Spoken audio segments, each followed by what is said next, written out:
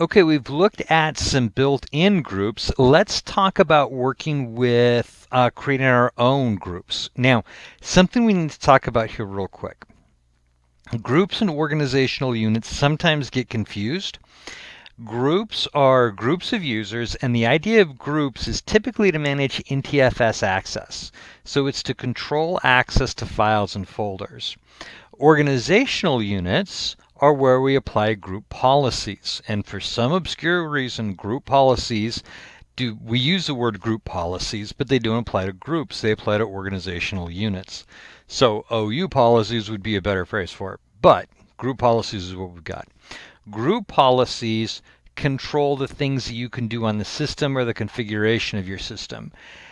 Groups are specific to managing access to NTFS files and folders and printers and things like that. Okay, so let's talk about creating one. So I'm going to come into my West Wing staff and I'm going to create a group. So I'm going to right click and go to New and Group.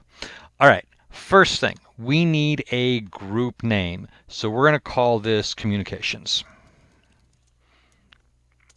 Now over here there are two different types, a security group and a distribution group.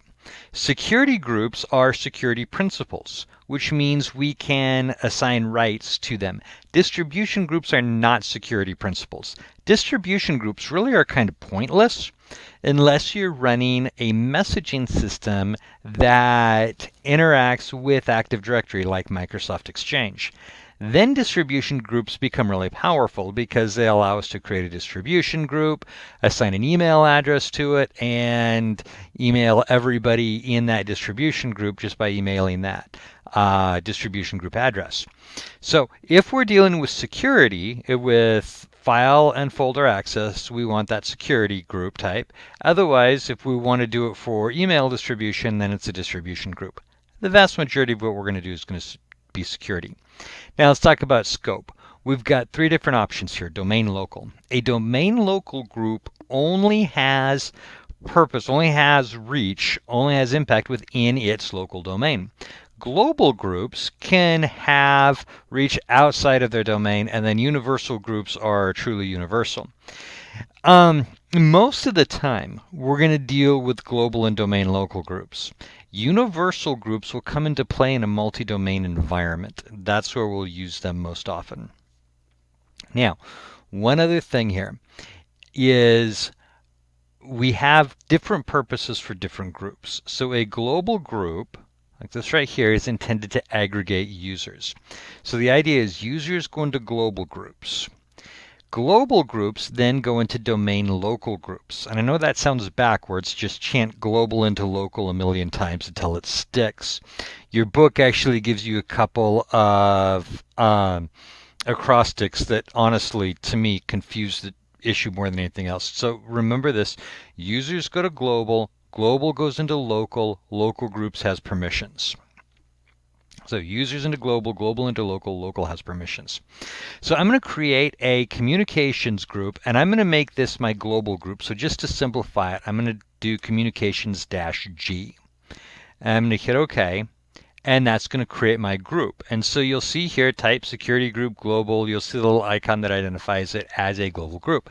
Now, I want Sam Seaborn to be a member of the communications-G global group. So I'm going to open up Sam Seaborn. I'm going to go to members of. I'm going to add COMM. Oh, that's good enough. Let's just check name from there. And it's going to find communications-G. And now apply OK. Sam Seaborn is part of that group. Open up the communications group. Go to members. I'm going to see there's Sam Seaborn. I can also add and remove members from here. So typically, if I'm going to add a member or add a user to multiple groups, I'll do so at the user level. If I'm going to add multiple users to a single group, I'll go into the group to do it.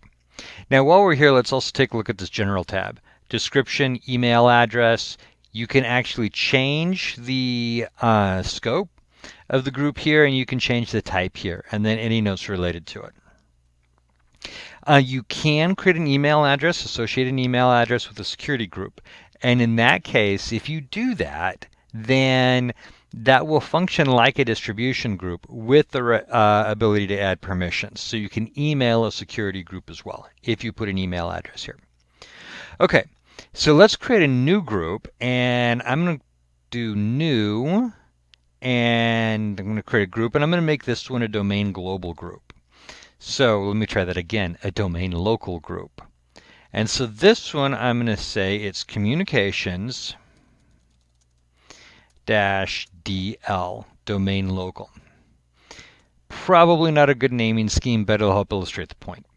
So remember, users go into global groups go into local groups. So I'm going to open up my communications group, and I'm going to make it a member of, and again, same thing, I can go into the domain local group and go to members and add it, or I can go to this global group and go to member of and add it to the domain local group.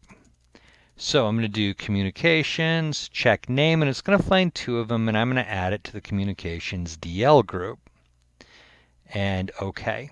So here's what we have. Let me apply it. So for my global group, its members are the users. Users go into global. It's a member of domain local groups. Global goes into local. Now, I'm set at this point to be able to assign permissions. So what I do is I go to my file system, go to the folder that I wanted, open up the properties and security of that folder, and then I assign the permissions to my domain local groups. Now, technically, Microsoft will allow you to assign permissions to global groups. They'll also allow you to put users in domain local groups. Best practices don't. I know it sounds like we're adding another level of complication here by saying users go into global groups go into domain local groups. And honestly, in a small network, it actually is more complicated. But as your permissions increase in complexity, you get to a point where it becomes much, much easier, and it gives you a lot more flexibility if you follow Microsoft's best practices. So even if you don't need it yet, get in the habit of using Microsoft's best practices. Users go into global groups go into domain local groups have permissions. Remember, just chant that global into local thing about 1,000,000 times, it'll stick. If you start out that way, it's going to make your life easier as your network gets more complex, and doesn't necessarily mean gets bigger, but as security becomes more and more of an issue, we want that flexibility. So that's the best way to set up your permissions. All right, last thing, I showed you how to modify a group. Right click on it, go to properties, and you can change the scope, you can change the group type. Now notice I can't go from domain local to global, but I can go from domain local to universal, and I can go from universal to global. Very, very rarely, if you do your initial planning properly, very rarely do you have to get really funky with modifying group scope. If you plan well from the beginning, it's not that hard. You don't have to modify group scope a whole lot. Most of the time when we end up modifying either group scope or group type, it's because we've screwed something up, and I created it as the wrong thing. I created it as a domain local when I wanted it to be a global, or vice versa.